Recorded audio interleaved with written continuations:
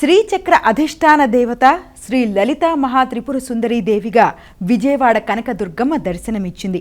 లక్ష్మీ సరస్వతులు చామరాలతో సేవిస్తుండగా పరమేశ్వరుణ్ణి ఆసనంగా చేసుకుని శ్రీ లలితాదేవి అమ్మవారు భక్తులను అనుగ్రహించారు.